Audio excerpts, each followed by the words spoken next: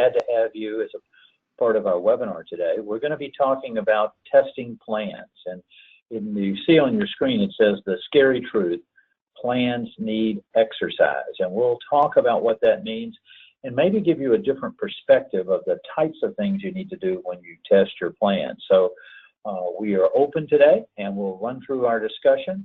If you have a question or a comment, you can use the little toolbar to your right, and our marketing director, Candace, will be monitoring that, and she can pass those questions along as needed. So with that, let's get started. Hopefully you're connected with us on social media. We're on almost every platform that you can find anywhere, and we would look forward to sharing information with you regularly. If you haven't, we have a digital newsletter that comes out every Thursday morning, and you can receive that at no charge, and it's articles, information, things that you might be able to use in your job. I would encourage you to sign up for that, and it'll come directly to your inbox each week. Candace is also the editor of that digital newsletter. Lots of good contact and new webinars coming up. I wanted to share the disclaimer, which the attorneys, it's amazing, the world is run by attorneys and accountants, that this presentation isn't complete without the accompanying oral comments and discussion, and anything you get from us must be used in conjunction with local authorities. So now we've checked the box on legal, and nobody's going to be screaming at our webinar today of what we're doing. If you're not familiar with Firestorm, we're America's crisis coach, and since 2005, we provided services to companies before, during, and after crises. And our goal is to transform crisis into value. And we're really doing that today and talking about what you need to do with your plans and answer those questions as they might come up. We have a wide range of services. You'll see them listed here. We are in 6 different verticals to support, whether it's crisis and risk or professional services, intelligence, analytics, people, staffing, security solutions, and analytics. If you aren't a participant in the benchmarking surveys that we do, I would encourage you to do that. It's a good way to see where your plans are relative to standards and best practices. So today our goal is a little bit different than others, and it's to help you think about how do you know if things will work out when there's a crisis within your business. And it's the exercising your plans that we're focused on. And so the worst crisis you ever see is one that happens to you, your people, and your organization. And you want to know, are you ready? And how do you know, and are you sure as you think about those things? I'm in the South, and down here football is a religion. And I don't think that most of the coaches arrive on game day saying, well, we didn't need to practice. We didn't need to have a plan. We just needed to, we'll show up and we'll win. So how do you know your plans are going to work unless you test them? And that's a big differential and a common failure that we see in an organization. Our goal today is to give you some new things to think about as you're designing a test program for your plans and where the emphasis would come in. Now, we had a couple hundred people answer a survey regarding today's webinar, and it was interesting that only 44% were absolutely sure that they knew who was in charge and what to do in a crisis within their organization. If you think about that, that's a little scary that over half of the people either were unsure or only somewhat sure. And if you'll notice that 30% hadn't participated in a test of their plans. Invariably, we find that when you go through an exercise, it identifies an opportunity for you to get more control and better understand what's going on related to your plans and your organization.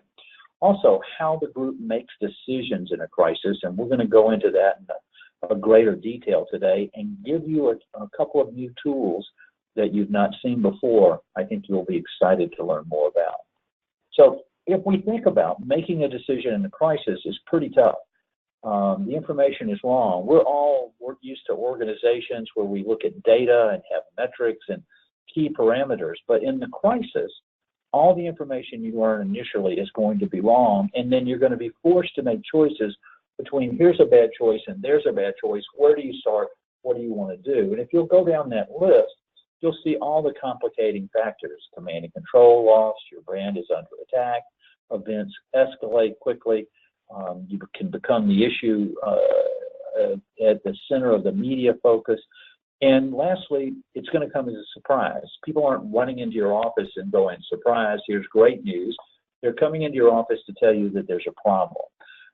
I tell folks that the last time a surprise was good, I was 5 and it was my birthday. And so when you think about this whole subject that we're focused on today, testing your plans, it's that you've got to understand how those decisions are going to be made in a crisis if you're going to anticipate that you're going to have a positive outcome.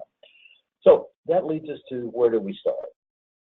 And everybody on the call today, being a business continuity professional, is very familiar with a hazard impact analysis or hazard impact matrix.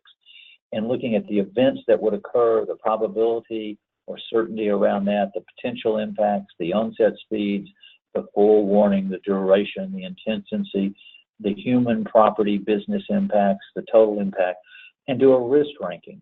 So if we think about all of those things, we can put that in place. Now our exercises and tests should test for those hazards and risks that we've identified, plus a lot of new ones that are occurring to us. And we're going to give you a new approach in just a few minutes to think about that beyond a hazard impact matrix, carrying you to a different perspective of thinking about your organization. But this is a good place to start the conversation to think about those things. Now, one of the things that I would encourage you to do is to think about how you know that that risk is going to come in. And one of the common failures we find is the failure to monitor for the threats and risks that you see that are coming in place. And so our next slide talks about the biggest risk you face regarding, and I picked violence just as an area to talk about. And when we visit with companies and organizations around the country, we see that there is an increased concern around violence, with 2 million episodes of workplace violence annually, terrorism, other things that are telling a toll on our organizations. I think here in the Southeast, we've been focused on the hurricane that just came through and the damage that it did in Florida, and even with still a hurricane when it hit Georgia, and now as it moves up the coast and out. So your intelligence network, how you're going to monitor and what are the triggers to activate your plans become extremely important. Now there's a pie chart over to the left on this screen, and you may have seen this in an earlier Firestorm webinar, but it's something that we talk about a great deal. You know what you know. You know what you don't know, but your biggest risk and exposure is what you don't know you don't know. Invariably, it's a crisis that you hadn't thought about. It's going to be something else that comes together that's going to impact your organization directly, and that's going to be the nature of your plans need to be designed around dealing with that unknown, the rate of change that we're facing with autonomous vehicles and intelligence starting to come in. There's a change in who we are and what we do and how we do the various things within each of our organizations. So before we test our plan, I'm going to try to give you a slightly different perspective as you think about the business continuity program in your organization. And I really want us to start to focus on this concept of what's the crisis risk that we face. Because if it's a tornado, you have a plan to deal with that. If it's flooding, you have a plan to deal with that. If it's violence, you have a plan to deal with that. But there are a great many other risks that could come out, and we want to have a better understanding what's our exposure factor in dealing with crisis risk.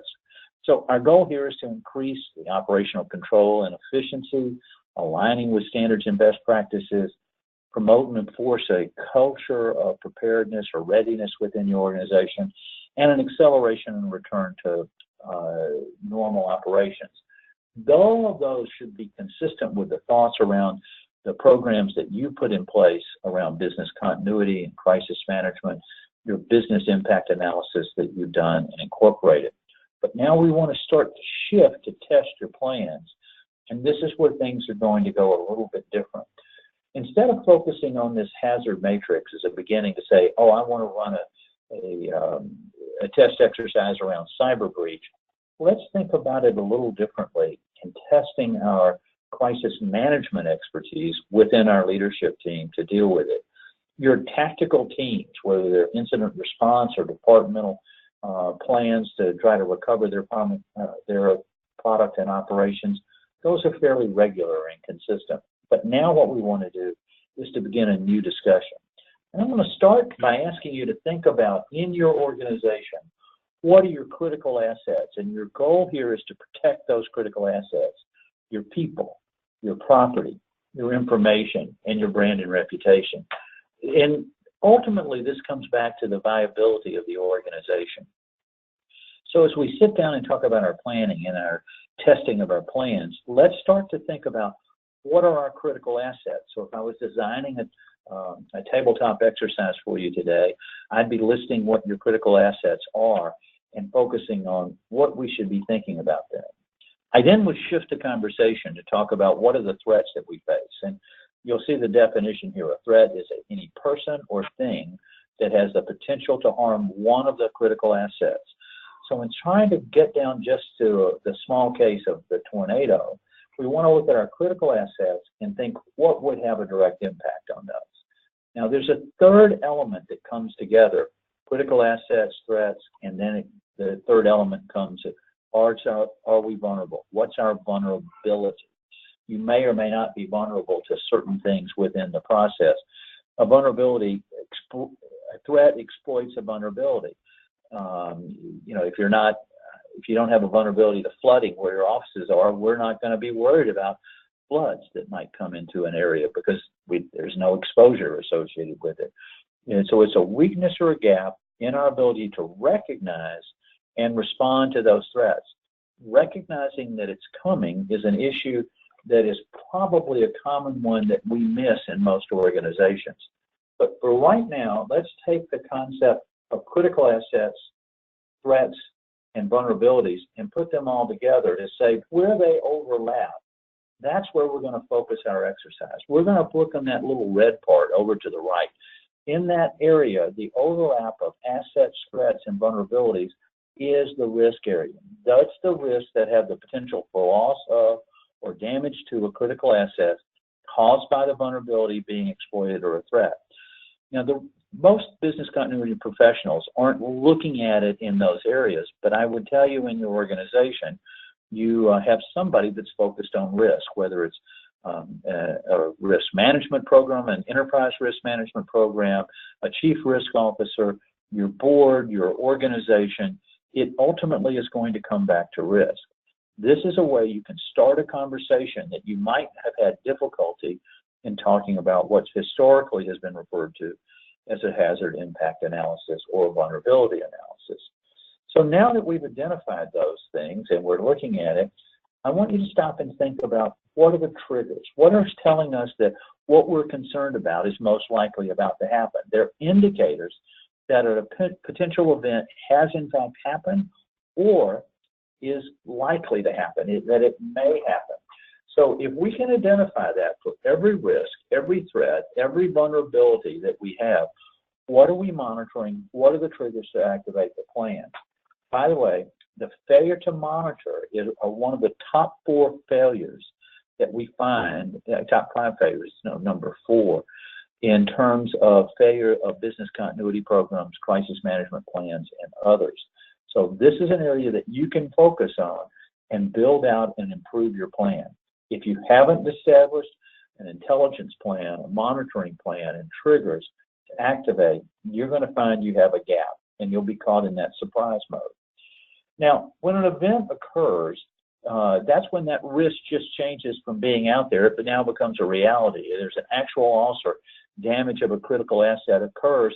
Now that's where we all go pull our plans off the shelf, or we log into the software that we have and start to activate our departmental plans and get our teams in place and start to respond. And similarly, if we're going to be talking about exercises, that's really what we're going to try to get to the heart of the exercise and see how those decisions are made. And so I think by taking your exercise and converting it over into a crisis management exercise, how do we deal with it, will become important.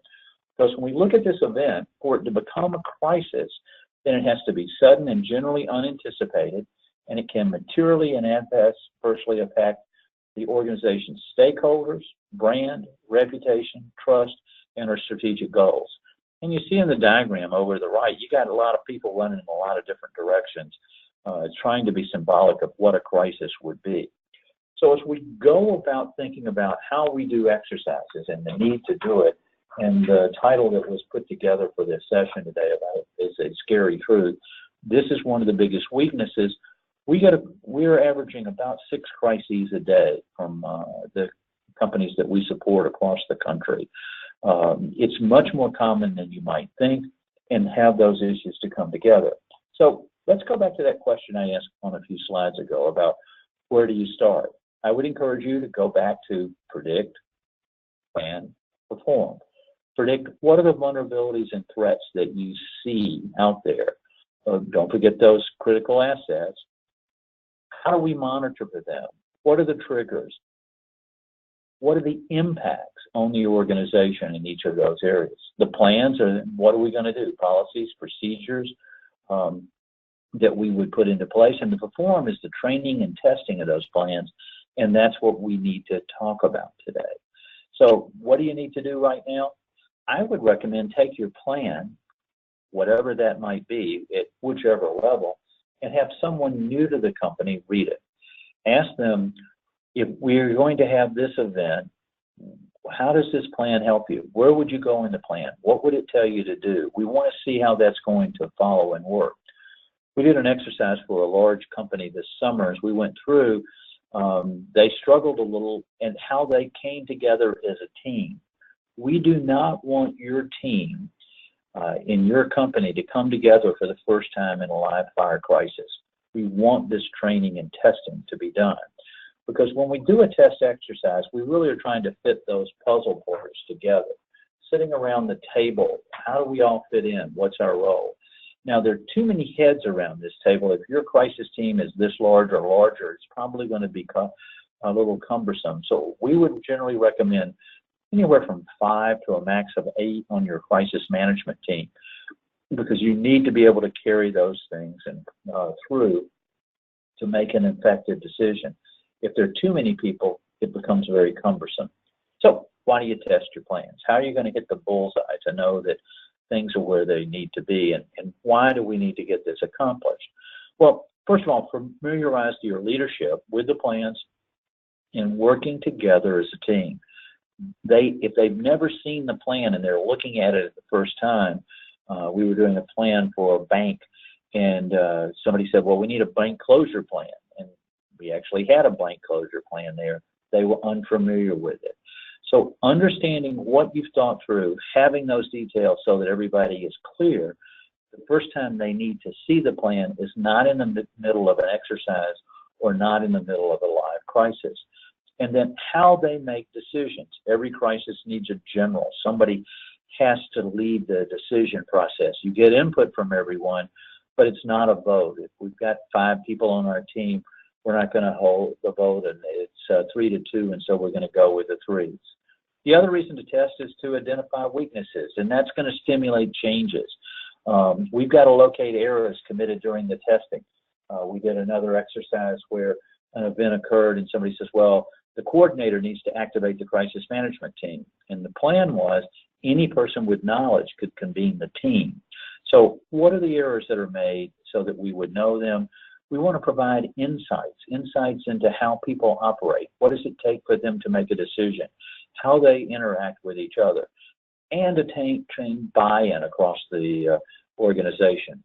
No matter which business continuity program standard you align with or certified to or consider best, buy-in by the senior leadership, that support is absolutely critical to success, and your exercise gives you a chance to demonstrate it.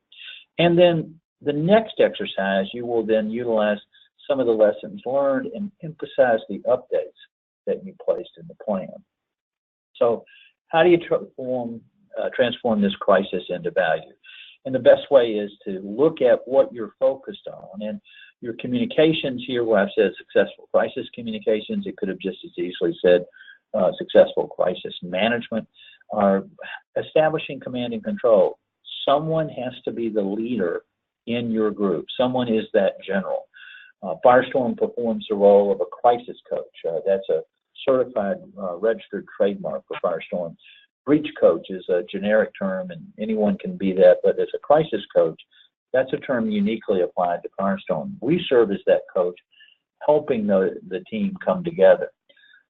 Many times we see lost the concept of the people that were directly impacted, and they need to hear from you personally in that. We dealt with a large company that planned a sales meeting and brought their people all in from around the country for that event, and they included an exercise where they went whitewater rafting. And unfortunately, one of the rafts turned over. 4 men went into the water, 3 came out. One of them was trapped under the water for 2 weeks before they found him. And you can imagine the impact on the organization. But when the client called us, as we were talking with them in the process, their first statement was, "We can't find the body." And we said, "No, you can't find Frank." And the mental process of changing it and making it personal, how you focused on that and how you communicated, and communicating in this case with Frank's family and dealing with all the factors, attending to all of their needs and anticipating them. That's one of the things the crisis management team really needs to focus on. And you should build that human element into your plan testing. That's been a void that we've seen out of a lot of organizations. And so as you're going through and thinking about it, identify the vulnerabilities, exposures, and consequences. If we do it this way, what would it mean to our organization? We always find that stakeholders get missed, and we want to communicate directly with them and not through a third party. We will not be recommending that you communicate through the media to get information to your customers or employees or your critical vendors. You know how to reach them. You're going to have those communication systems in place. You want to handle all of those areas. Now, there's probably a new one there that you haven't used in your organization, because we find most haven't, and that's monitoring merged media. That's social and traditional media together. That's part of that intelligence program that we've talked about. Who are the brand supporters? Who are the brand detractors? What is media looking at? They're going to look at what's posted on social media and go live with that as a news story. If you don't know what's happening related to that, you're not going to be successful.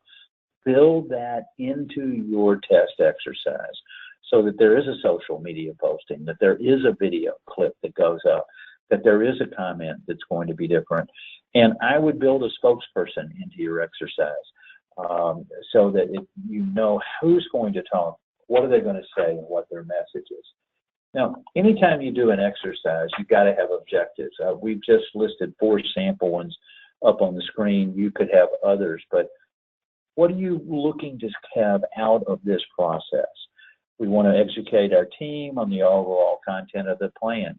Many times I find that the crisis management program or the business continuity program isn't understood until you put them through the exercise and they're seeing those areas.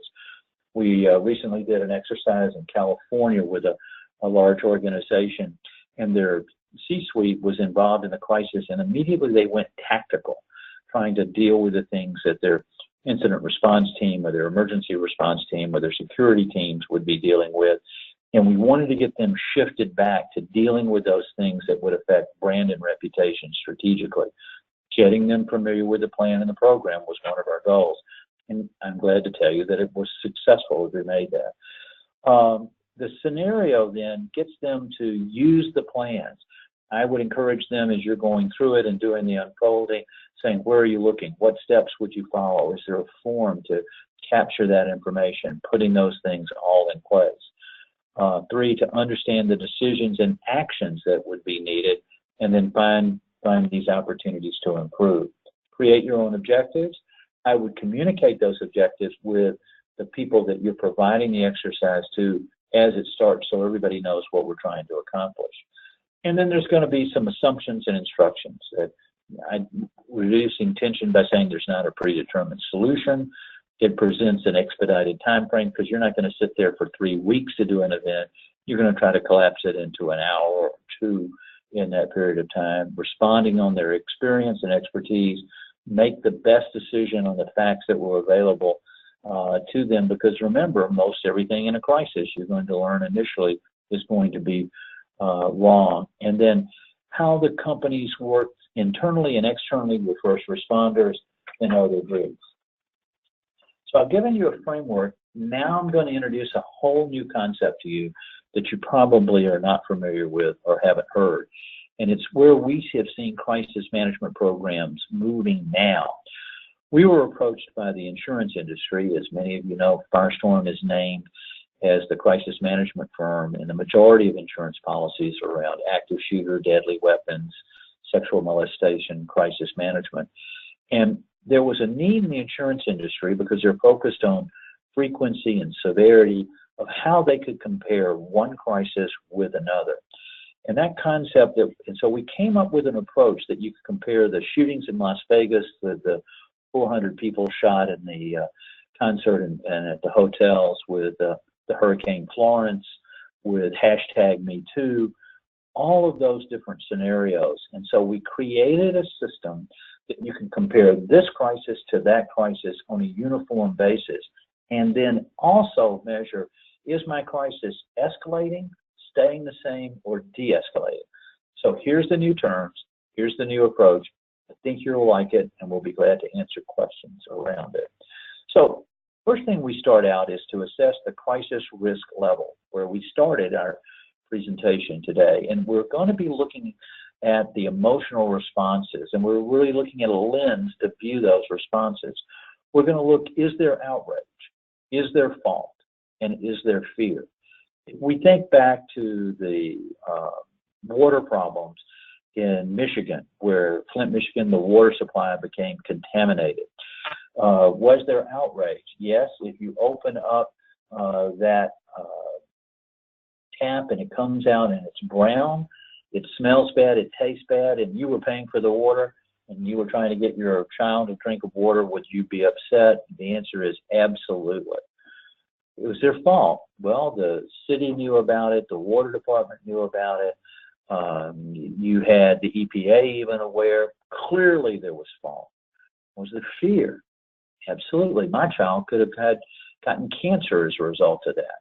So if you measure through those lenses, now you understand what you need to address in terms of your response to those things. And so you would measure the level of outrage, the level of fault, and the level of fear, and you could chart that over time. Is it going up? Is it coming down? Where would it be?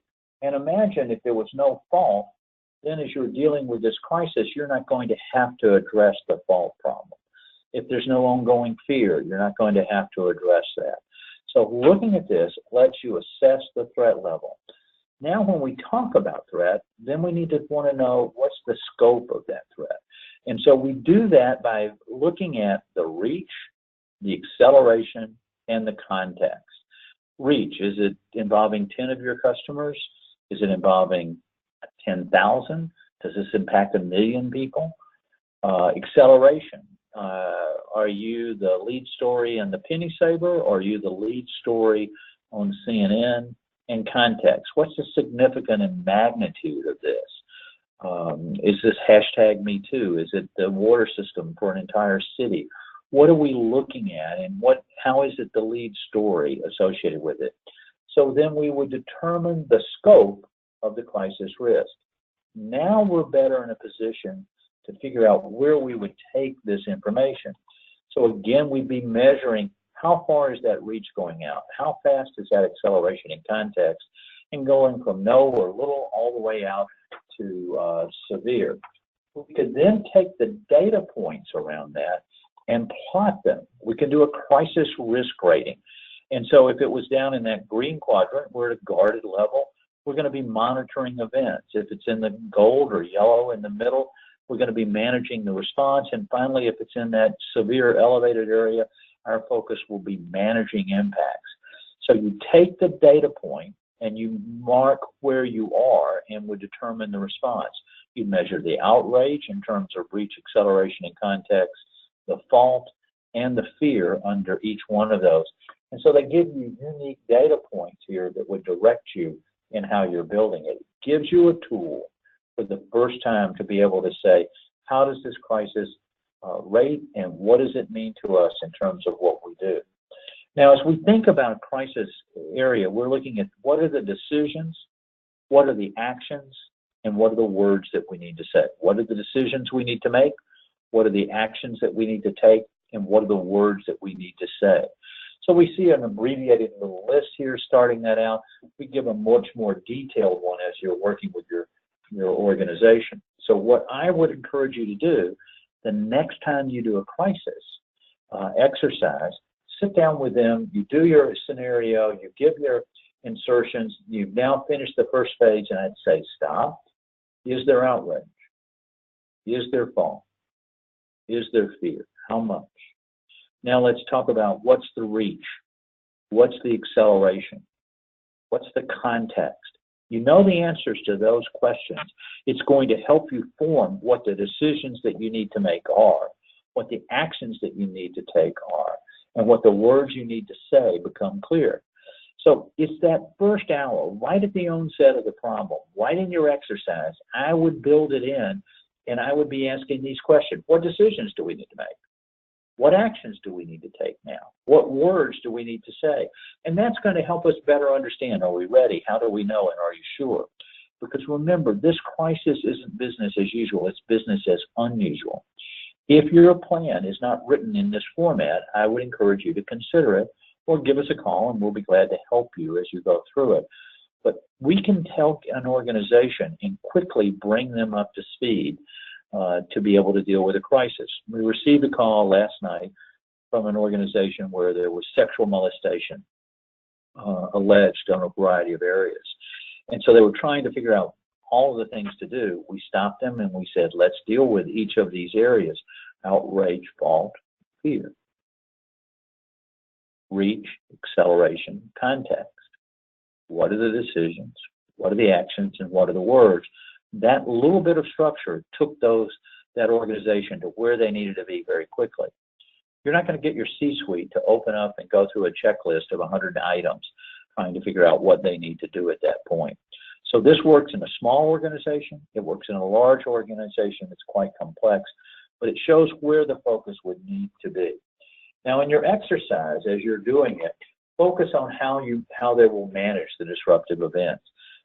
Everyone knows you need to gather information. Determine what you're concerned about. Make a decision. What's your plan? You cannot not make a decision because this thing is going to move along. And getting the team that's going through the exercise to articulate that will improve the outcome. Then you have to communicate the decision. What do we need our people to do? Are we evacuating? Are we sheltering in place? Do we need to be contacting employees at home? Do we need to be reaching out to vendors? What are the actions that need to be done? Coordinate the response teams. You've got a tactical response system built into your business continuity program. Let's involve those personnel. Let them deal with the tactical things while your group deals with the strategic aspects. And then finally, act. You're going to have to take those actions. Now, when possible, if you're doing a larger exercise approach, I recommend putting your crisis management team in one area and then having your departmental teams or your incident teams in another, and then you can measure the communications between the teams as one of the benefits that you get out of that exercise. So looking at those things will make a difference for you and improve your ability to respond. Now, if we're thinking about making decisions, there are a lot of questions to ask, and there's strategy listed here. What's occurring? What are the metrics? What training has this spokesperson have? Who are our stakeholders? Invariably, you'll find a stakeholder missed, and that will present a significant problem. We've done versions of this, and I would ask you to consider it too. If you have a board, do a mini exercise with them explaining what their role in a crisis is, so you're not pulling your senior leadership out trying to keep a board updated within those areas. Now, the next to last one on the list, I wanted to point out just to give you an idea, and here's a good idea of people to include in your next tabletop exercise. If Firestorm is engaged to support in a crisis, we ask to be retained by legal counsel to establish attorney-client privilege. You should have that set up in advance, have a simple letter agreement, because you want those communications to have attorney-client privilege. So build that into one of your exercises. my other recommendation to you is, as you do the tabletop exercise and you've gone through with it, give it to your insurance broker and ask them what role would insurance have played in that exercise. We find that this is a massive gap across all the companies that we come into, that they haven't taken the exercise that was designed and had input from the insurance broker of how the insurance would in fact respond. We did a cyber breach exercise for a very large organization, and we made 8 bad things happen to them. When they gave it to their broker to see how their cyber policy would respond, 6 of the 8 things that occurred, their policy would not have responded to. Better to identify that. We also did another exercise with a company who was concerned about a particular exposure. They said, we have $100 million of coverage for that. When we tested it with the broker said there is no coverage for that exposure. So what the role of insurance is and how it interplays here, and the legal perspectives would also be important to include. So look at including in and even calling them at that point, the law firm, the insurance broker, having them play a role in your exercise would be helpful. Now, beyond it, so we've talked about decisions, let's talk about actions. You see broken down what you need to identify, what you need to establish, and what you need to provide listed here. In every crisis, you don't necessarily need every one of these, but there clearly are elements that you should think about and include in how those work in the exercise that you're designing. So doing an exercise isn't just the hour or 2 or 3, it's the preparation and leading up, the insertions, videos that you record, emails that are received, messages that are delivered, pulling that together, and then it's the hot wash and the findings report afterwards. In addition, it's not only decisions, not only actions, it's words. If you don't have your message maps and your communications plans previously established, you would like to have that as another portion of your exercise. Who's going to communicate? Who's in charge of communications in a crisis?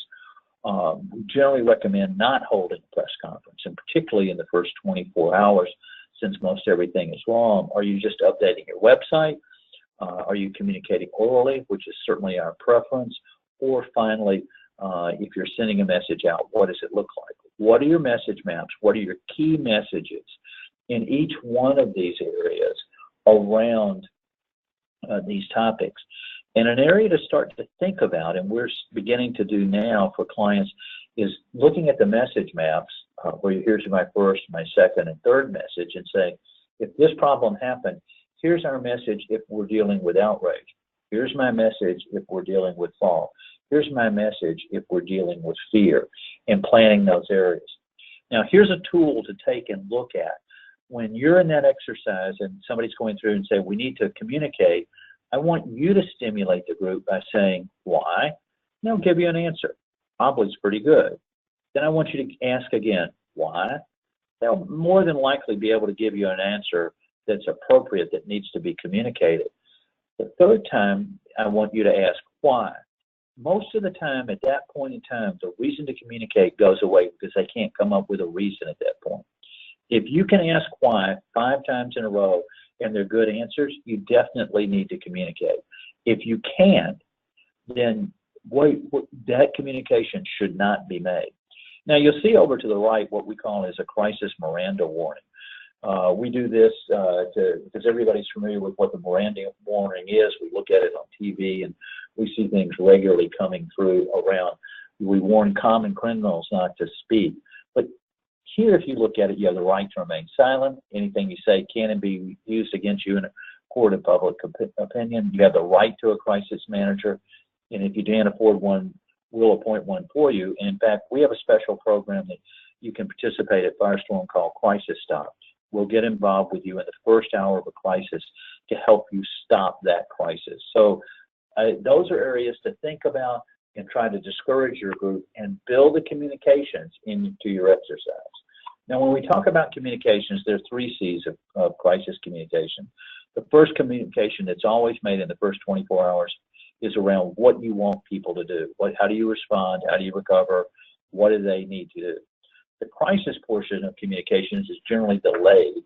That's delayed until the second or third day because you're going to be focused more on just the coordination element. And if there was an event occurred, let the police or the fire chief or whoever talk about the events and what they did. You shouldn't be commenting on that. There will be a time after we understand. Many times that third C is missed in crisis communication. That's compliance. Are you in a regulated area? Is this something that potentially is an OSHA violation? So you're going to have to communicate with regulators there. Are you a public company? How are you regulated and what's coming in? I would build a regulatory or compliance communications again into your exercise. So as you think about it, I'll go back to that where I had successful crisis management hinges on. I want you to remember your exercise needs to address those items that we talked about just a little earlier. Now, as you're wrapping up and you've finished your exercise and you've talked about it, then you would lead the discussion on and conduct a hot wash. What worked out well? What didn't work out well? How do we measure? This is the Firestorm maturity model for crisis management.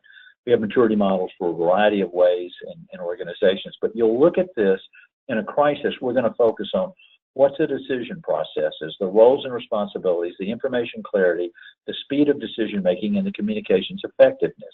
And then you measure it across 4 different levels. If you're a level 1, everything comes as a surprise and you're at a liability. If you're a level 2, you're still kind of a basic, but you're reacting. Level 3, you're supportive, you're taking pre-action. And level 4, you're finally at a level where it's strategic. It's a part of the culture of who your organization is. If you look at the definitions that are written out there, you can easily answer it. And what we would do is take this maturity model, use it at the end of the exercise, and have the group evaluate themselves. And you'll find you'll be pretty clear because they will have seen the problems in areas. And generally, the first time you're doing an exercise in an organization, you're going to be between a 1 and a 2. Rarely will you get beyond that level. Now, as you do it more and more and it becomes a part of who you are and your culture, you'll see improvement. And every time you can move from one stage to the next, you get a breakthrough. Going from a 1 to a 2 stage, it's a control. When you move from basic to supportive, it's an alignment breakthrough. And finally, when you can move to the culture level, that's a value breakthrough. If you're doing this type of maturity model and you're facilitating it, as you get the answers, I would then remind you at the end of the day that it's the lowest score that determines where your organization is. For example, if you did well in decision processes, roles and responsibilities, information clarity, communications effectiveness, but you took too long to make the decision, you would go to that lowest level. Wherever the weakness is, that will give you the lessons learned as you design what's the value add. How do I improve this organization? Firestorm does a lot of things. I shared this slide with you earlier as we talk about risk and crisis solutions, people solutions. We do staffing and force augmentation, security solutions, physical assessments, critical incident response training, certification around all of those things, the behavioral risk threat assessment program, active shooter training, whatever you would need in those areas. Professional services is all the planning, the testing that we're talking about today, and the intelligence solutions. We do predictive, protective intelligence. You do not want to learn about the event afterwards. You do not want to believe as we look in each of those areas. And then finally, analytic solutions. If you're not participating in our survey so that you can benchmark where your organization is, the wonderful program that we do with our BC management team in Cheyenne will certainly be an asset to your organization. And that would give you indicators of things to add into your exercise. So what do you need to do now? There'll be a brief up in the next week to 10 days regarding this webinar, so you can download that and it'll give you more specifics to share. You can review our webinars, or if you've got questions, give us a call or send an email to webinars@firestorm.com. If you want an assessment of your plans relative to standards and best practices, we'll waive that fee and include it.